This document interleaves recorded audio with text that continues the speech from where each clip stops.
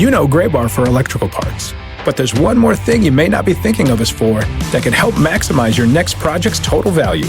Our pre-project planning services are designed to help you win the bid, save on labor costs, and keep your installers productive across your entire build. The sooner you call us, the better. Because when we're there from the beginning, we can anticipate your needs and help you solve problems before they become problems. Yep, Gray Bar does that.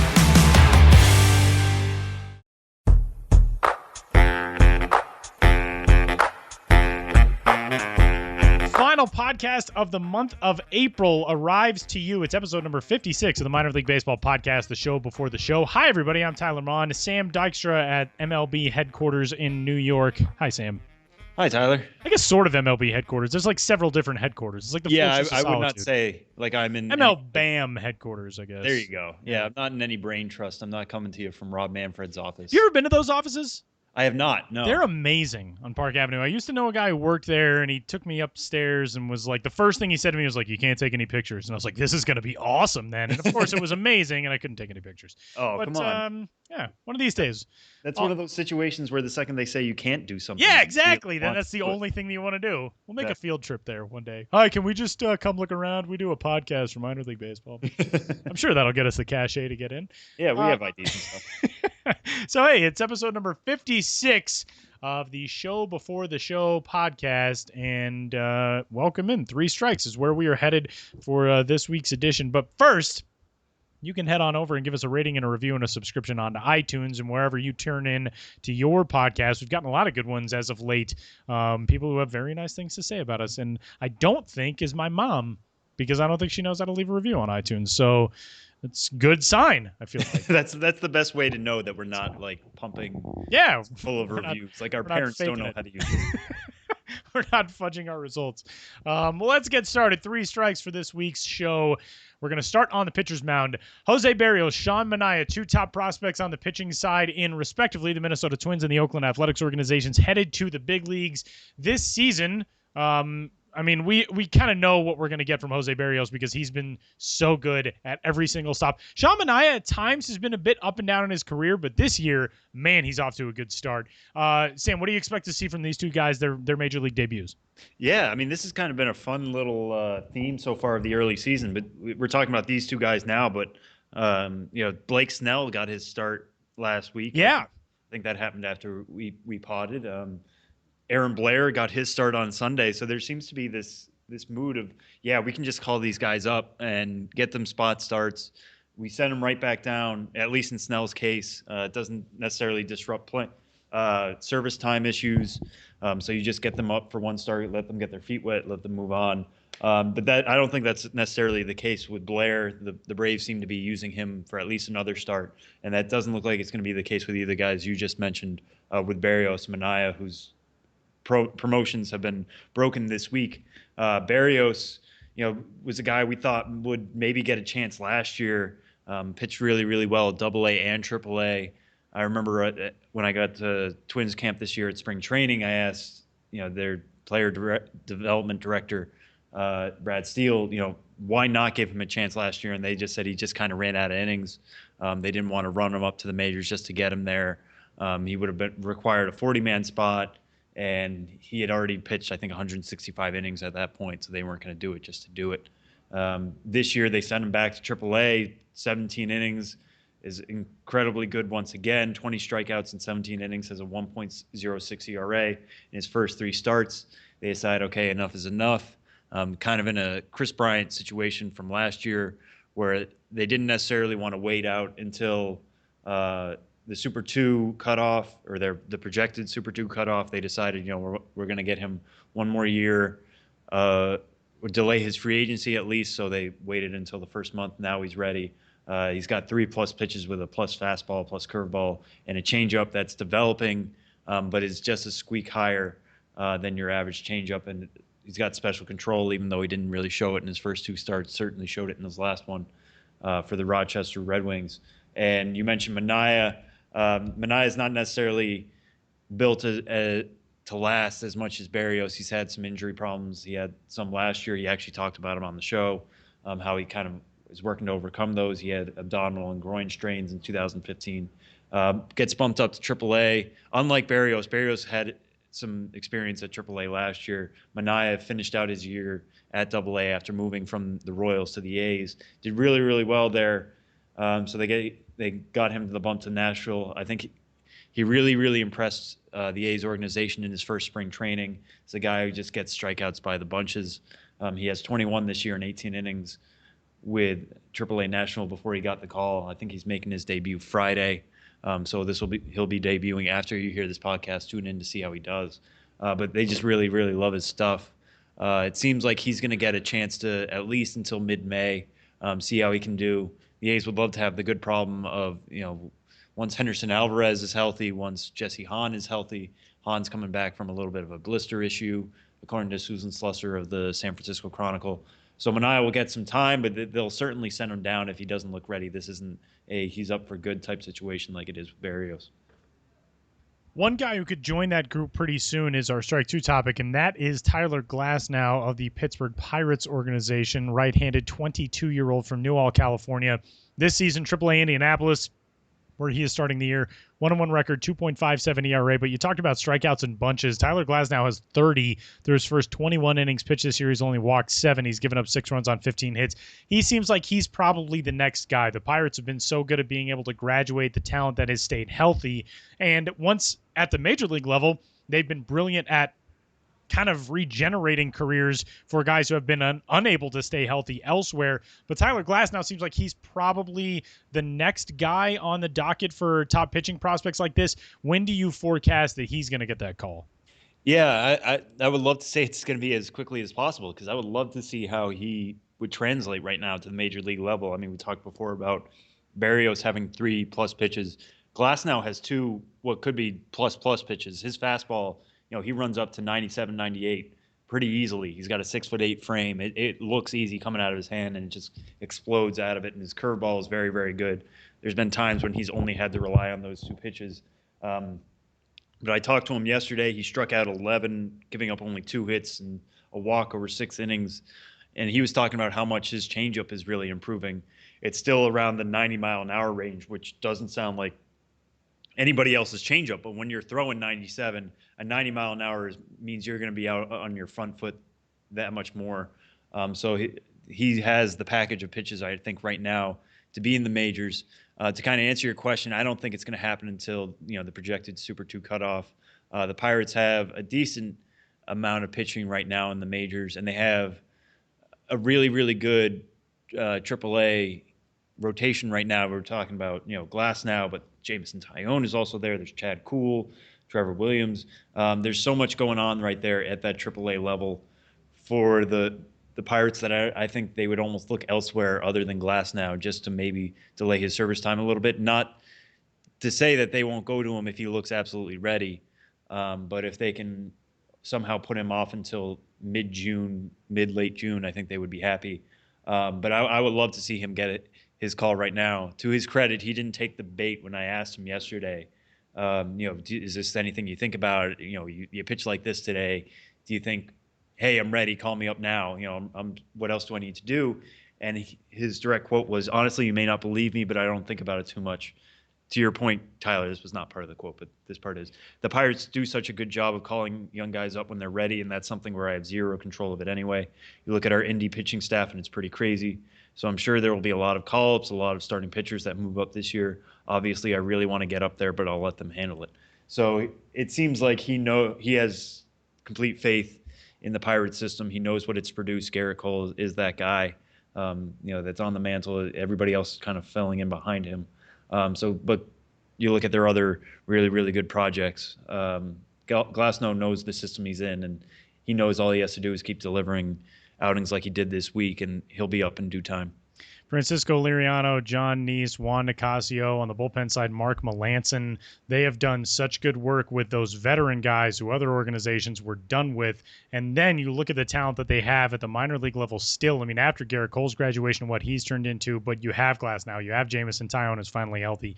The Pirates are in a very, very good spot in a division where it pays to have a lot of that depth. Strike 3 this week, Sam, another guy who could be potentially on the docket for a call-up. Again, you would think maybe in short order, maybe not based on how the positions shake out ahead of him. But Joey Gallo in the Texas Rangers organization, not any argument that he is the top power prospect in all of baseball right now.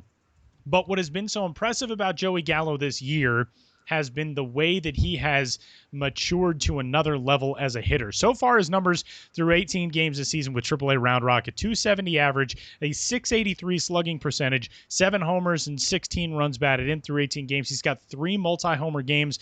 But this is what's standing out to me about Joey Gallo. 16 walks against just 19 strikeouts in 18 games. That is huge for Joey Gallo. That's the next step and maybe the final step of his offensive development. But right now, I interviewed him the other day for a story after yet another 2-homer game, and he hits the tie-breaking home run in the top of the 12th inning to give them a victory, Round Rock victory over Memphis in extras on the road. But I phrased it sort of like this to Joey, which is we have a hard time with some of these interviews like this because there are only so many ways you can ask the question, in effect, how does it feel to be so awesome? You know what I mean? But for Joey Gallo, there's an actual big step going on here this year with him. Yeah, and you mentioned his kind of strikeout and to walk ratio and how much that's improving. I'll give you some more numbers to that effect. Right now, he's striking out in 23.8% of his at-bats. That's roughly normal. It's a little high maybe, but for him, that's an incredible drop.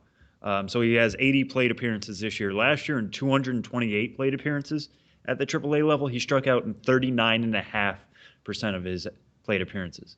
So that's a drop of 16 percentage points. You can say all you want about small sample size, and we're only through the first month. And I think in your story itself, Joey even said, listen, this is just the first month. Let's check in after 3 months and see how things are going. But right. In his career, by the way, just to jump in real quick, his strikeout rate and strikeouts per at bat is 40.7%. These numbers, 587 strikeouts in his career and 1,440 at bats against 252 walks. These numbers this year are such a big progression. Everybody, it's not as easy to focus on as it is with the big power numbers, but this is a massive step for a guy like this. Yeah, and that we've said so often. And just to get back to, you can say it's just small sample size, but with somebody like him, this is the development we wanted to see. So when you do see it this early, yes, you can be a little skeptical and say, let's see what happens. Maybe some pitchers will watch a little bit more videotape of him. AAA is certainly different now. Tape exists. We'll see what happens in that second month. But when we're talking about an exciting prospect like Joey Gallo, and we say all he needs to do is strike out less, and he starts doing that, that's when I get really excited. Now, this gets really complicated now because the other big news out of Rangers, the Ranger system these past 2 weeks is that the Rangers just signed Adrian Beltre to an extension. So, right. Adrian Beltre was already blocking Joey Gallo from making an easy move to the majors right now at third base. And then, the Rangers had tried him out at outfield, but we already know they have an exciting outfield to begin with. Delino DeShields, Josh Hamilton's eventually going to be coming back. Shin-Soo Choo's hurt right now. Nomar Mazara is just tearing it up right now. Lewis Brinson's not that far off. Lewis Brinson, same thing. Yeah, so we know they're chock full of outfield talent. So Gallo we can't just say, just stick him in left and it'll be fine. The move seems to be that they would move him across the diamond to first, and Mitch Moreland is a free agent at the end of this year. So maybe he replaces Mitch Moreland, but they haven't done that yet. He hasn't yet played first base this year. The only position he's played is third. He hasn't even played the outfield at Round Rock yet. So there's a lot of things going on here in this Gallo situation, but in terms of things he can control and performance that he's done on the field itself, these are the type of improvements that we wanted to see out of him. And his .413 isolated slugging percentage would be good as an on-base percentage. The fact that is his slugging percentage minus his average is just blowing my mind anytime I think about it. That surely will go down at some point, but man, that's an insane number. His on-base percentage right now is .413, and for a guy whose career on-base percentage is .371, again, just a significant level of improvement from him in what a lot of people really wanted to see from him. This was the money quote in the story that I wrote on Joey just a few days ago, actually 2 days ago. It came out on Monday night after a 2-homer game against Memphis. He said, quote, The walks are kind of keeping me level-headed. Going 0 for 3 with 2 walks makes you feel a little bit better. You're getting on base. You're helping your team win still, even if you're not getting hits. That's big for me, being able to draw walks and understand when pitchers are going to pitch to me and when they're not. That's the next level stuff. That's not just, okay, I saw a pitch that I really liked or I was aggressive in this count or whatever. When you understand the wider perspective, when you can step outside of yourself and think, okay, this is not a situation where I'm really going to expect to see a whole lot of stuff that I can take advantage of, then you know to be a little bit more selective and take that walk if it's there for you. And that's a very difficult adjustment and a very difficult level for a lot of guys to accomplish. Yeah, and they had talked at the beginning of the season. I remember talking to Mike Daly in the Rangers organization, and he was saying, he just needs to be a better two-strike hitter. So the fact that he is turning into that's not exactly a skill that you can just turn on or turn off, or it's not something you can. It's not like speed or power where you can just get in the gym and work on that. It really comes with, seeing more at bats, getting more ready, just game action. And those are the improvements he's making. Kind of tangentially related to that, if you head to Milb Perspective, milbperspective.com, mlblogs.com, there is a quote. I was able to ask Joey about Jurickson Profar, who has started the season really, really hot. And Joey had a good kind of perspective on what it has been like to watch Profar return to who he was when he was a top prospect in baseball just 3 years ago. So head to the Perspective blog and you can find that there. And our final topic this week for Three Strikes, a foul ball, if you will. This just happened today and is an interesting one. Again, we're recording this on Wednesday. Last night, Tuesday night, the Trenton Thunder got a no-hitter. Ronald Herrera, Jonathan Holder combining to toss a no-hitter on Tuesday. On Wednesday, they had another one going through 5. Starting pitcher and left-handed prospect Dietrich Enns did not allow a run in his first 3 starts, and he took a no-hitter into the 6th in his last start Friday against Akron. And then today had another one when it was broken up by a bunt. And this is one of the things that people love to debate most. Took a no-hitter into the 6th inning. Ian Parmley with the bunt to reach for the New Hampshire Fisher Cats. Sam, your thoughts? Yeah, so I wrote this story today on the site, and I'm glad they left this phrase in there. I called it a manufactured controversy. That's really what it is. Right. And the great thing about Enns, I had to ask the question. I asked him, so what did you think about the bunt? And he, to his credit, said, I was just upset that I couldn't handle it because it was to him. It was down the third base line. He came off the mound. He went to field it, and he just miffed it. And instead of it being an error, they called it a base hit because the guy was probably going to reach anyways. I think it was Ian Parmley, and he said, it's on me. I'm frustrated. I couldn't do it. I take some pride in my defense, and I didn't come through in that moment. And it's a tight game. It was 1-0. So now there's a guy on base that shouldn't be. So that's the way he took it. And then I asked, but what do you think about the whole thing of it being a bunt with a no-hitter? And he just sighed and said, I don't know. So I don't think he personally was any upset about it. At least he wasn't publicly, which to his credit, it's completely a manufactured thing. A bunt is a hit. Yep. And if you can reach base in a 1-0 game, you do it however you can do it. Ian Parmley thought he could do it that way, and he did. He was successful. It's no-hitter is as much on the pitcher and the defense as it is on the offense. So if you can't field the bunt cleanly, that's on you. The hit goes in the hit column, and we move on. If you don't want Cam Newton to do a Superman thing, keep him out of the end zone. Isn't it just the same? It's the same argument repackaged. My thing with this is, and you hit the nail on the head a minute ago, it's a 1-0 game. If this is an 8-0 game and you're bunting to break up a no-hitter, then yeah, it's kind of a chicken move. But it's a 1-0 game. I remember when I first really heard about this, and people will probably remember this as well. Back on May 27th of 2001, everybody's favorite dude, Curt Schilling, had a no-hitter ruined when San Diego's Bent Davis bunted for a single, 5 outs away from a potential no-hitter for Curt Schilling for the Arizona Diamondbacks against the San Diego Padres. That game finished 3-1. It was a 2-0 game at the time.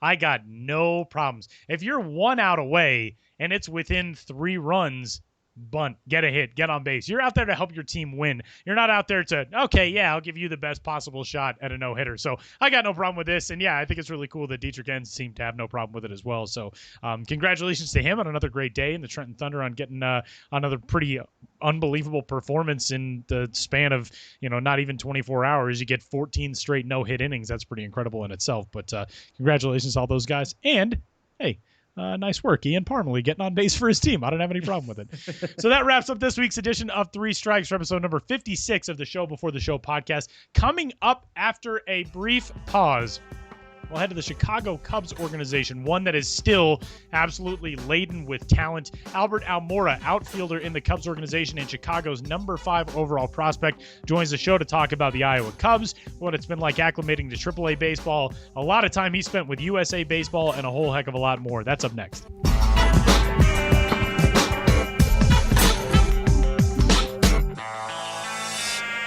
Watch the Stars of Tomorrow today on MILB TV. Before they made it to the show, stars like Mike Trout, Bryce Harper, and Chris Bryant were on MILB TV. Subscribe today to get more than 5,000 minor league games streamed live and on demand, including games from affiliates of all 30 major league clubs. Select All-Star and postseason games are also included. On the go? Watch on your iPhone, iPad, or iPod Touch with the free MILB First Pitch app. Visit MILB.tv for details.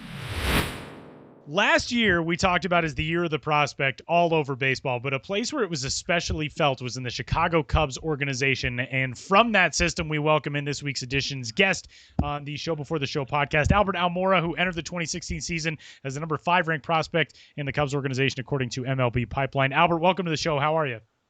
Hey, man, thanks for having me on. Absolutely, man. Thanks for being on with us. This is first trip through for AAA for you, and you and I got a chance to talk last week after your first AAA homer. You guys have been playing some really good games. At times, it's been kind of a rough go, which in AAA seems like it happens more often than not, where you play a lot of those really tight, tough games where you're playing well and the breaks don't necessarily go your way. But offensively, you guys have looked really, really good at times over the last few days especially. And for you individually, it's been a great start for the season through 17 games, hitting .344, a couple of homers now, OPS of .889. What has the first foray been like for you in a AAA? It's been a great experience so far. Like I said last time we spoke, I've been having a lot of fun with these group of guys. So it's awesome to wake up really eager to go to the field and work. So I'm having a lot of fun right now, and can't wait to keep going.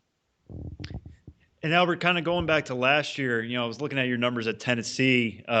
Just the way you kind of ended the season. In August, you were hitting .352 with a .413 on base percentage, a .504 slugging percentage. It seemed like you really turned it on there in that final month.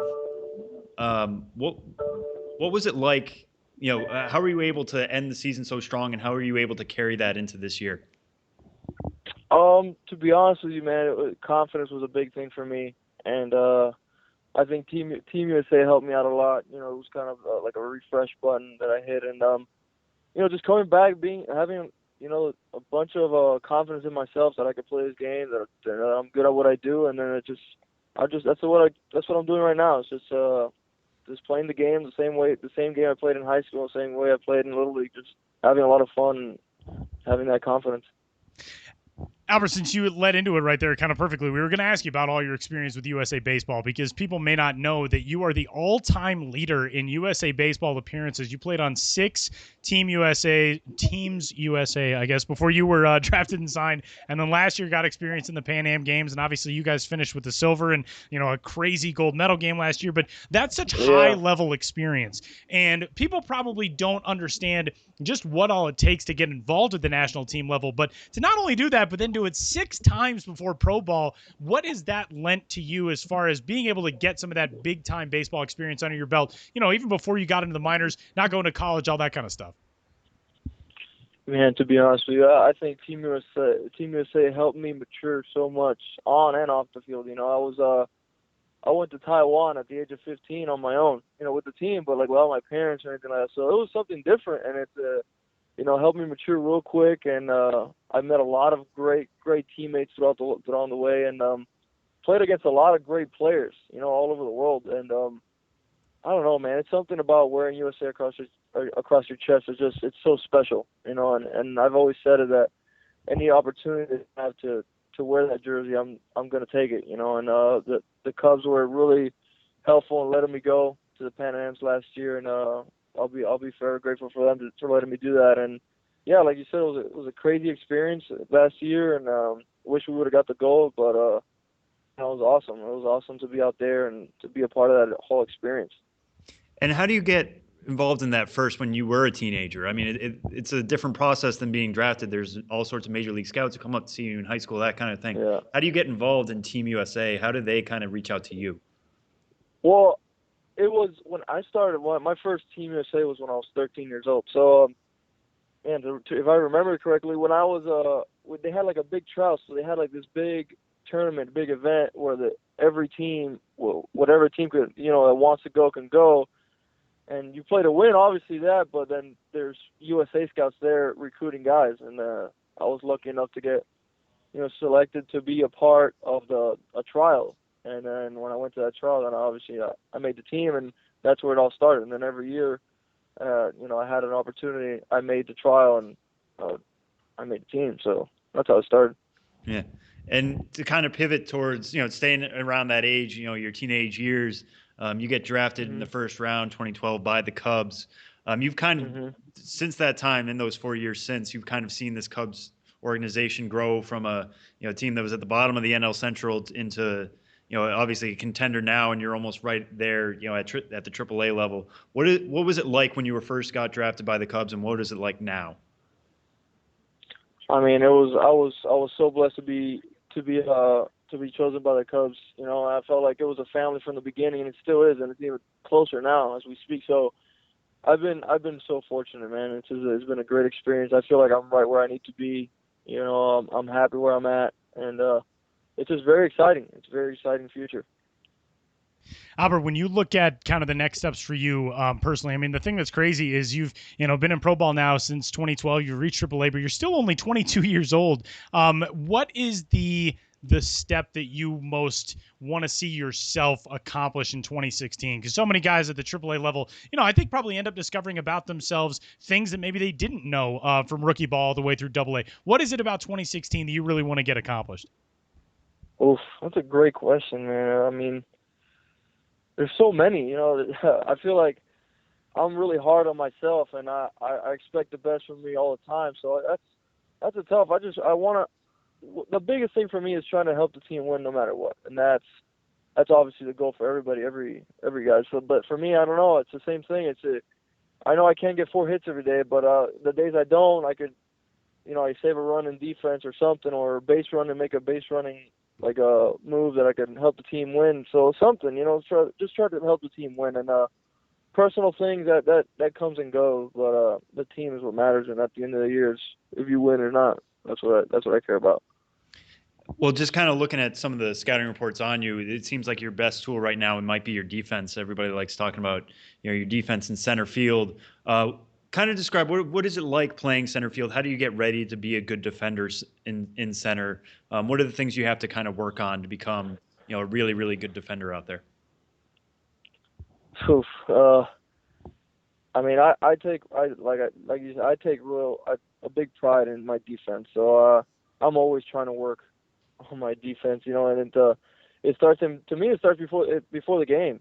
You look at the weather, you see how the wind's blowing, and if it's hot and humid or it's windy, and it's a bunch of factors. And then once the game starts, it's just know the situation. Try to think of what's going to happen before it happens, and that's with men on, without men on, and what the situation of the game's indicating. So just try to be the student of the game as the game's going on.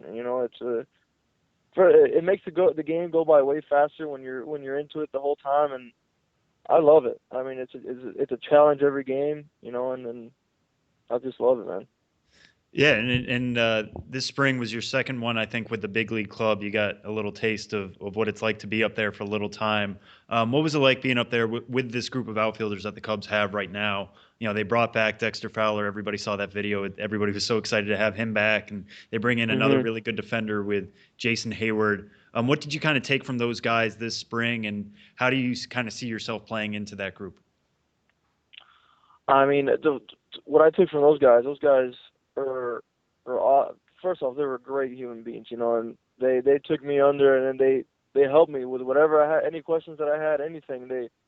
They were honest, and they helped me a lot. So they gave me good pointers, and some of it wasn't even about defense or baseball. It was just about life and being, you know, just being you, and that meant a lot to me. And to be honest, man, it's great. It's great to have those guys. Just, you know, it's one of the best outfielders in baseball right now. I feel like, you know, just with them too, and I mean, to be a part of the same outfit with them, it's a really humbling experience.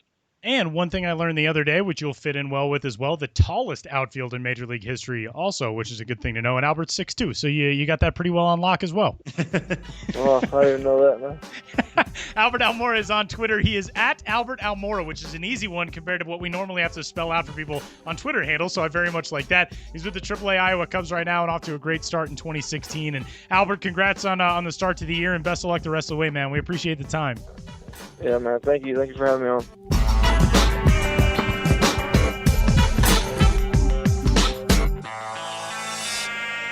Got a lot of food and drink on the menu today. Oh, terrible joke to bring us into this conversation with Benjamin Hill. Hey, Ben, that was a fitting intro.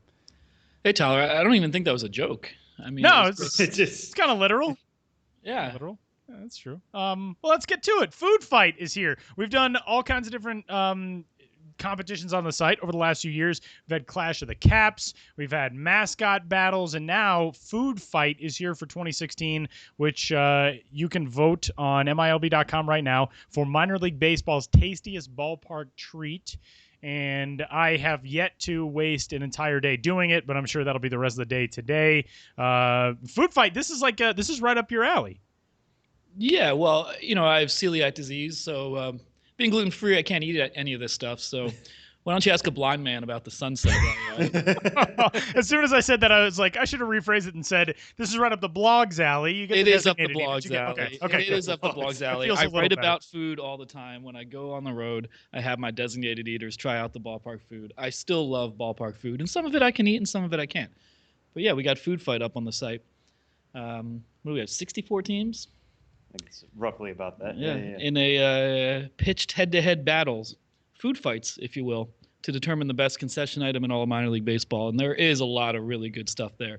Whether you can eat it, want to eat it, have no desire to eat it, whatever, it's fun to look at, and you see a lot of creativity that's occurring throughout the minor league landscape. I voted on two things, by the way, and I'm starving already. Yeah. It is definitely not something to look at when you're hungry if you don't have food coming to you anytime soon. And lots of different stuff. The computer I'm looking at right here with Sam, looking at the Clinton Lumber Kings garbage pail, which was one of the best things I came across last year. I didn't eat it, but they literally just have anything you could think of that can be fried at the concession stand, fried, throw it in there. and then thrown into a garbage pail.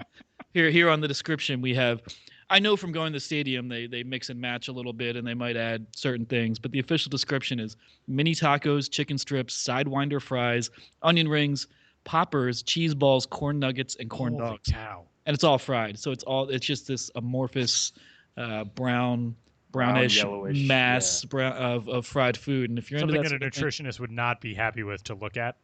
I don't think a nutritionist. Not a lot of colors. I don't think a nutritionist would be happy with this entire contest. Yeah, I was gonna say there's not a lot of salads in here. There are not. But that's why you go to the ballpark. You know, when teams, absolutely. When teams unveil new ballpark food, there's always the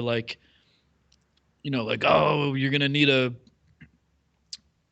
you're gonna have a heart attack after you eat this, or this is why America's fat and all this stuff. And I kind of feel like no, the ballpark shouldn't be your regular eating habits. It should be a fun place to just kind of put that aside and get something you want in an entertainment context. So I don't think minor league baseball is making people in America obese. I think this is a perfectly reasonable place in which to be unhealthy, the ballpark. And there is one salad thing on here. I just controlled F'd for salad. The pork canitas for the Carolina Mudcats is a slow roasted seasoned pork with a salad mix. So there you go. If you really want something with salad-ish. Yeah, with greens and all that kind of stuff. I'm with Ben. If I'm going to a game, I don't care. I mean, it still looks great, you know. But it's Yeah, still no, it basically still a looks pork good. taco. it's just a pork. It's a pork salad with some vegetables in it. It's the one thing that had salad when I controlled it. So I want somebody to be happy out there that there's a salad thing. That's all. Ben, there's something that folds in very well with this. Food Fight, by the way, you can go to MILB.com and vote right now. Yesterday on the blog, coming off of the food topic, a drink topic, the Asheville Tourists are in one of the most beautiful cities in America, one of the coolest, most historic ballparks in America, and they have chosen to cash in on what kind of feels like it's been very much a South Atlantic League and Midwest League thing over the last few seasons, which is a real embrace of the food names. Now, obviously, the Fresno Tacos have done it, the Lehigh Valley Cheesesteaks have done it, but the beverages seem like they're kind of at that level. So we are going to get the Beer City Tourists on June 2nd, which kind of follows along the line of the Bowling Green Bootleggers and all that kind of stuff. Tell us about what's going on with the tourists. Yeah, this is a nice, there's a shot and beer special, really, if you combine Bowling Green Bootleggers with the Beer City Tourists. Boilermaker. Yeah, Boilermaker. Boilermaker, There you go. yeah. Exactly. But in Asheville, it is earned the appellation, not Appalachian League, but Appalachian, whatever. It has earned the nickname Beer City because there's a ton of breweries there. There's like some 24 in the county in which Asheville resides and more in the surrounding areas. So Asheville has a real reputation for craft beer. The tourists are going to capitalize that and wear Beer City tourist uniforms on June 2nd. They've already got hats and T-shirts on sale. And the hat is a pint glass, with the Asheville Tourist logo on the pint glass. So if you like beer and you like baseball, Beer City Tourists, that's a promotion for you, June 2nd in Asheville. And I noted this in my blog post, and I wrote a story about it years ago when I visited Asheville, but they actually trademarked the term Thirsty Thursday. They are the ones who came up with that term, and they own the copyright to it. And they allow all affiliated teams to use Thirsty Thursday as a promotion. But you will not see it outside of minor league baseball, affiliated minor league baseball, because the Asheville Tourists will go after you if you're not one of their own. That is a kind of fun. I wonder how many teams claim that, because there are a bunch of different teams that are like, "Hey, we started that." But it's kind of cool. It's like it's like the families in The Godfather. Like they all lay off of each other as long as nobody's crossing the line. Yeah, exactly. And I'm not sure if other minor league terminology is trademarks such as that. I don't think anyone owns the Friday fireworks. Probably true. Bark in the Park, but Thirsty Thursday, for whatever reason, I'll have to go back and read my own work and kind of get the history on that. But I wrote a story about that in 2013, and so now Asheville's the Beer City Tourists. It makes sense. They are the originators of Thirsty Thursday, still innovating in the beer realm. And kind of moving along to your promo watch this week, I've got food on the mind, so I'm immediately thinking of the Milwaukee Brewers and their racing sausages, but the Washington Nationals have the racing presidents. This kind of seems to be a theme all around baseball right now at ballparks all across the country, is just to have these racing mascots. Nashville Sounds are tackling that this year, but they're doing it with country stars. What can you kind of tell us about their latest, what they're bringing to the ballpark? Well, you said it. I mean, they got the Country Music Legends race. Nashville's a music city. It's known first and foremost for the music industry and country music. So they've got George Jones, Johnny Cash, and Reba McEntire racing at the ballpark. It is their version of the Nationals President's Race or any number of races taking place in minor league baseball. Such as in Tri-Cities, where the Valley Cats have the three mayors of the Tri-Cities racing against one another. But this is George Jones versus Reba McEntire versus Johnny Cash, so this one's getting a lot of attention. I was happy to write about it, and I think it's a real cool thing to do. Something distinctly Nashville, and I'd say put your money on Reba. She's the only one who's still alive. This probably says a lot more about me than it does about this person, but I don't think I've ever heard of George Jones. That's pretty bad, right? Like that's pretty bad for me as a person who enjoys music. Now, admittedly, I cannot stand country music, and I lived in South Carolina for 3 years, and so it was like, a form of torture. But I'm not super familiar with George Jones. I'm sorry, country fans. Yeah, you should be sorry. He's a country music legend. Huh. Tyler, I'm going to take issue with you here. I cannot stand modern day country, which is just pop with a little twang to it. But I think there's a lot of good country music through the years, and I would encourage you not to write off that genre wholesale. Not paint the entire thing with a wide swath, big brush there of you not liking exactly. it. Yeah. Okay. I would go back through the decades, and you'll find a lot of great country. George Jones among them. Merle Haggard, R.I.P. Of course, Johnny Cash. The outlaw music scene of Waylon Jennings and Willie Nelson. Okay. I'm going to see Willie Nelson in Coney Island in September. So okay. Why don't you come out and join me? All right. That sounds like a good plan. I will say Johnny Cash, God's Gonna Cut You Down is the most intimidating closer's entry song that I've ever heard. And I heard it for a handful of guys when I was a radio guy in the minor leagues. I know back in 2009, I want to say there was a reliever on the Rockies whose name is escaping me at the moment who used that. But it's a very good, that's like my experience with Johnny Cash. It's like, oh yeah, that song is terrifying. Yeah, that's a late era Johnny Cash when he worked with Big and became very somber and death obsessed and had a weight to him. And that's great music. But if you look at his entire body of work, he did kids music. He had an entire album about Native Americans. Really? Learning all these things. Sorts of gospel. There's so many songs about trains. He's all over the place. And I feel like that late career reinvention was great for his profile, but it kind of created a persona that I think is a little bit at odds with his entire body of work. Interesting. Listen to this analysis we're getting from Bill. It was from Ben. It was Joe Beimel, by the way, in case anybody was that interested. Ben, we talked a few weeks ago about the 2017 season looming without any new ballparks on the horizon, minor league specific ballparks. Yes, there will be a new ballpark for the Nationals and Astros as a spring training facility that could factor into the Florida State League or the GCL. That remains all to be worked out and seen. But no new minor league specific park is set for 2017, and we had talked at that time about how it had been at least 30 years since that had happened. You have done some more digging. What is the update on what you found? Yeah, amazingly enough, as far as as I know right now, a minor league stadium, at least one, is open in every season going back to 1980. 1980 is the last year I can find in which no minor league stadium opened. So I'm going to put a story together on that. It's going to be more of a list with some fun facts about all the minor league stadiums that have opened in that time period, and a whole lot of them opened in the mid to late 90s into early 2000s, and it stayed steady throughout, into 2016, and it'll be a real anomaly in 2017, barring anything spectacular when a new minor league ballpark doesn't open. So I have a few quick questions for you guys, and let's see if test your minor league baseball stadium knowledge. I'm rolling up my sleeves as we speak. Yeah, I have short sleeves on. This one is more just a guess. Take an educated guess. In the last 10 years, including the 2016 season, including Hartford, in the last decade, how many minor league baseball stadiums have opened? 2007 to 2016. Oh, man. In the last decade, I'm going to go 32. 32. I was going to say like 16. I'm gonna stick with 16. Right, well, Sam and I have no idea. Well, if we even you guys out, you'd almost We're right in the middle. Correct. Yeah, it's 25. Wow. I win by Price is Right rules though, so yeah, that. you do. That's true. I almost was gonna go with one ballpark, but that bum. wouldn't make sense for the whole thesis of this story. $1. Yeah. All right. Well, here's another question.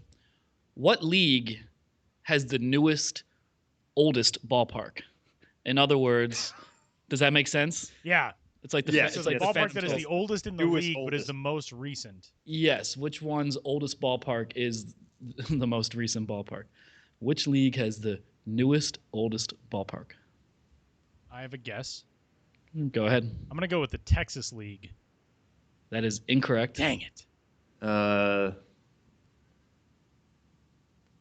Carolina? It is not. It is the Southern League, Oh, okay. whose oldest ballpark is Hank Aaron Stadium, home of the Mobile Bay Bears, that opened in 1997. Wow. Jeez. Pretty remarkable that that's the oldest park in the league, and it's not even 2 decades old. Now, last question for you guys before I disappear into the mist. I'm just going to flip that question around. What league has the oldest, newest ballpark? In other words, it has gone the longest without a stadium opening. I feel like it's got to be I feel like I'm going to go with the Appy League. I was gonna say the FSL. The Appy League is correct. Yeah. Wow, well done. Got one. 2000. I win 1-0. There you go.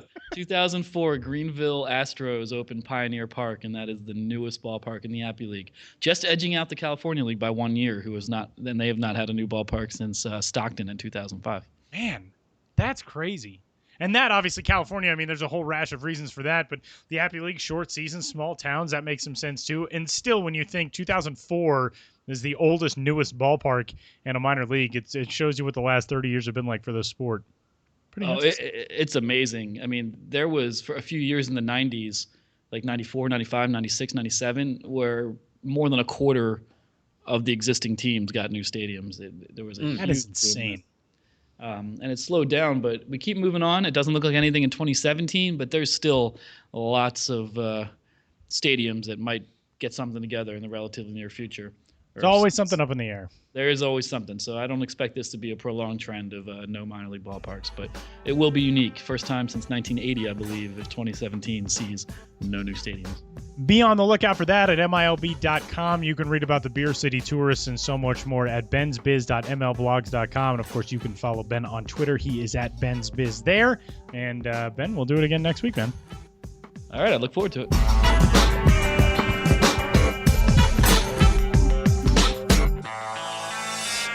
Next show we bring to you will be coming from the month of May, the first full month of minor league baseball action in the 2016 season. Big thanks to Albert Almora of the Chicago Cubs today, and a big thanks to Benjamin Hill as well.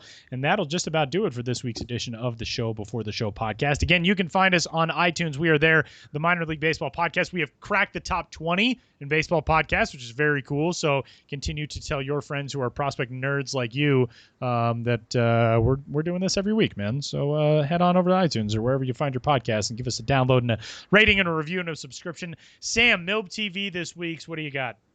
Yeah, so I'm really excited that Salem is going to be on MILB TV this weekend. The Salem team that we talked a lot about, before the season started and even through this first month.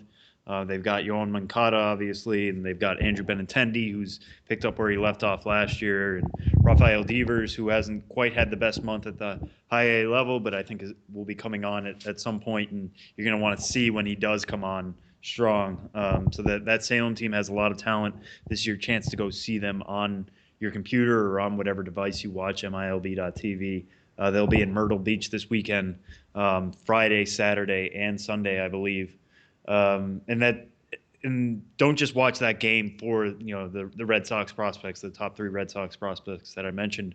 The Myrtle Beach team itself has really, really good Cubs prospects as well. I talked to Ian Happ. He was the he was the Carolina League Player of the Week last week. He's been hot in his start at the high A level. He's made a move to second base, and his double play partner is the Cubs' top prospect in Gleyber Torres. So. A lot of talent on both sides of the equation in that 3-game set coming up. That's always something we want to see. So there's just not really a reason to be walking away from your whatever device you're watching MILB TV on during that game. Sam hits you with the weekend matchup. I hit you with the matchup that you got to get to tonight. Tennessee at Biloxi is a good one. Rob Zastryzny in that matchup for the Tennessee Smokies against Adrian Hauser for the Biloxi Shuckers. But I'm going to go a little bit later on Thursday night and go with a matchup between Mobile and Jackson. The number 27 ranked prospect in the Arizona Diamondbacks organization is Zach Godley, who has started pretty well this year. And he's going up against Dylan Unsworth, who's kind of an under-the-radar prospect, a 23-year-old out of Durban, South Africa. Dylan Unsworth has been really good so far this season. Through 3 starts, an ERA of 1.15. He struck out 12 and walked 4 in 15 2/3, and had some time, I believe, playing for the South African team in the World Baseball Classic qualifier back in February in Australia. So kind of a compelling matchup there, and that one's in Jackson and on MILB TV as well. So you can find all those. You can head to MILB.TV and get your subscription set up for the 2016 season, the remainder of it, if you have not yet done that. And that'll do it. This week's edition of the Show Before the Show podcast. Our biggest thanks again to Albert Almora and Benjamin Hill. And my thanks, as always, to one Sam Dykstra for being an awesome co-host. Oh, well, thank you for you do a lot of the behind the scenes that a lot of people don't see. So, yeah, shout out to you, Tyler. Thank you to you. Get out of here. Get out of here with that. Thanks, buddy. We'll talk to you guys next week.